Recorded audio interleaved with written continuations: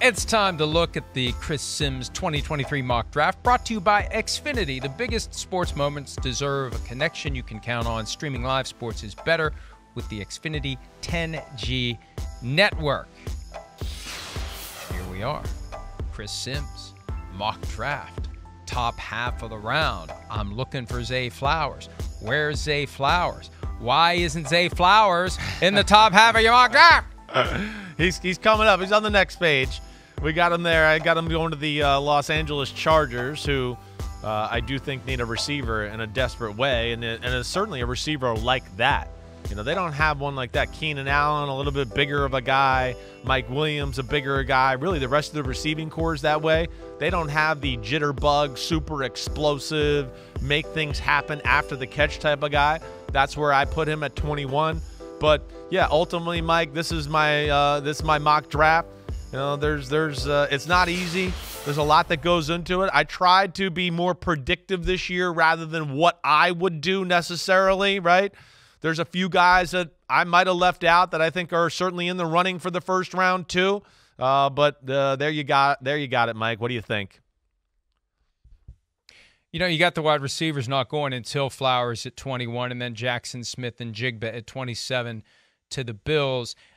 I am fascinated by this dynamic of more and more receivers coming into the NFL. It's becoming kind of like the running back position. Right. So when do you start drafting them? When does the gap between the best of the class and the next tiers justify putting that name on the card? You've got them lower than our mock draft does. And again, the thing about mock drafts is nobody knows. Nobody knows. The only thing that really irritates me is when people act like they know. Nobody knows. But look at last year, 8. The year before that, 5. It would be the lowest since 2019 when Marquise Brown was the 25th overall pick by the Baltimore Ravens. So, usually you see a guy go in the top half. Yeah. But this year, your projection, your prediction, and it wouldn't surprise me if it doesn't happen because there's so many receivers you can get at later rounds. Yeah, I think, there's a few things. One, hey, listen, I think your point's real, that receivers are starting to become, consistently, talented and numerous in these first few rounds in the draft to where you don't have to be desperate, right? This is a different year. It's a weaker class altogether, and even within the high-end guys. And then you talk about a guy like Jackson Smith and Jigba where you throw in, the guy has a hamstring issue and didn't play a full year. You're going to draft him in the top 12 or 13 picks of the draft. I think that's where he's a little bit all over the place, and I didn't know exactly where to peg him there. Like I told you, I've gotten reads everywhere with people I know and trust across the league. Like I said, some look at it and go, hey, he's top 15, top 20 for sure. And then I got other friends who go, he's a second-round grade for us, let alone the injury thing. So, but I will say this at the very least, Mike. I mean, yeah, usually it only takes one to get teams start going, oh, no, whoa, they're starting to go off the board. We better get ours now. And I do think this is a year where there's 3 that stand above the rest. Zay Flowers, Jackson Smith, and Jigba. And then one guy that it hurt me not to have in the first round, and maybe he goes in there, is Quentin Johnson, the kid from TCU. But I think those will be the premium guys. And then after that, you start to get to the middle class of the receiving group.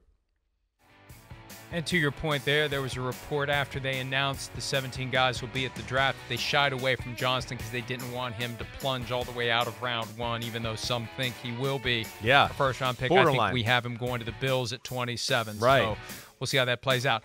Okay, in past years, there's been a greater degree of confidence at the top. The one thing we know about is Bryce Young, number 1 to the Panthers. After that, who the hell knows what's going to happen? After that, which guy are you most confident about in the rest of your top 10? Well, this is where the draft is crazy. And Jalen Carter's the best player in the draft. I mean, that's period, right? Most teams I know, and I would agree with this, and this is my assessment and something I've been saying on the podcast, Tyree Wilson's the number 2 guy in the draft, right? But Houston is the big question right now. Are they going to go with a Tyree Wilson and get their Nick Bosa coming off the edge? He has a foot issue, though. Or is Nick Caserio going to get involved and go, let's just go with the safer guy with a high floor and get a Will Anderson? Or do they go to the quarterback there at number 2? That's where it's crazy. Then you get to number 3, it's the same conversation a little there too, right? it's a New England GM too. I know they're into mental mistakes and character and all that. I could see them liking Will Anderson. But again, it's Jonathan Gannon, who just came from the Eagles, and they believe in big defensive tackles. And man, are they going to pass up Jalen Carter? And also, I can understand them passing up because they got a lot of dysfunctional things in their organization right now, and maybe they don't want to take a chance with that. So I think those are the questions that make the first 5 picks so interesting. And yeah, it's just not as chalk as in year past, let alone the Colts and what they do at quarterback. Everything you hear out there, it's kind of Levis or Anthony Richardson.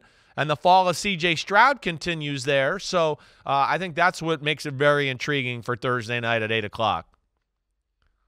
Boy, it would be a shame if the Cardinals don't take Jalen Carter because our team is so dysfunctional now, we don't want to make it worse just in case it doesn't pan out. You're not willing to reach for the brass ring because you've already fallen off the horse 5 other times with self-inflicted wounds. It's sad. But look, it's a real thing. We talked earlier in the week about the whole why did they get on the plane and go to Norman 5 days before the draft? They got to repair that relationship and have the right rapport with Kyler Murray after the study clause from his contract from last year. Still some damage to be undone there. I mean, the Cardinals have been shooting themselves in the foot over and over again, and it would be sad if they shoot themselves in the foot again, trying not to shoot themselves in the foot, trying to rectify past wounds to their own foot. They shoot themselves in the foot again by passing on the guy that they should just take. It shouldn't be that difficult. Jalen Carter should be the guy. But, the thing I've been saying all along, he needs to be in a spot where he's got a coach who will get the most out of him. And I think he needs to fall a little bit to maybe light a fire. I made the argument weeks ago, if he falls out of the top 10, that could be the best thing that happens to him. Slap in the face, wakes him up. If you take him too high, and I had a GM tell me this, I think before the combine or during the combine.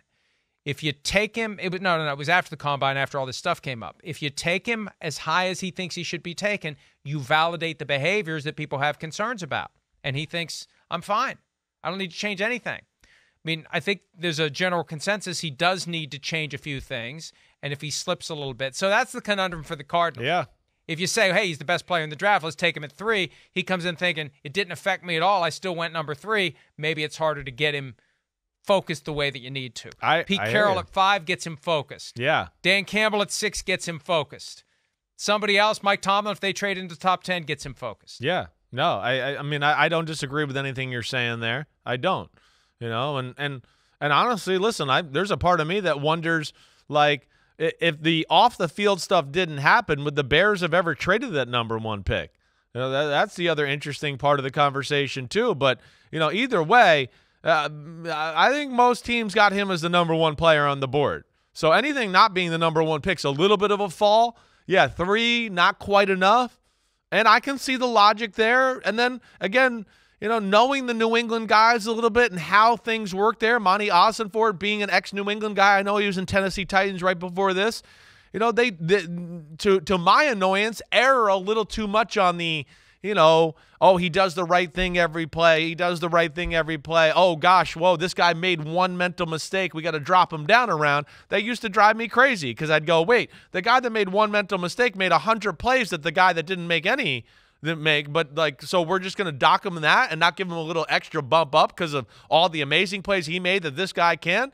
And that's where I could see those guys being conservative and liking a high floor guy. He won't bust. We know he's a starter and a good player for us for a long time. And that's where I ended up using my logic for that Will Anderson at 3, Mike. We need to take a break, but before we do, I want to add one little thing to what you said earlier. Maybe the Bears wouldn't have traded out of number 1, but for the Jalen Carter off-field stuff. How about this? Maybe they would have just traded to 2 with the Texans so they could still get Carter, and then the Texans would be the ones in position to get Bryce Young, not the Panthers. That would have been, I think, the play for the Bears if they felt good about Carter at number 2, de facto number 1 for them. Hi, it's Mike Florio. Thanks for watching PFT on YouTube. Hit subscribe for the latest news and analysis from Pro Football Talk.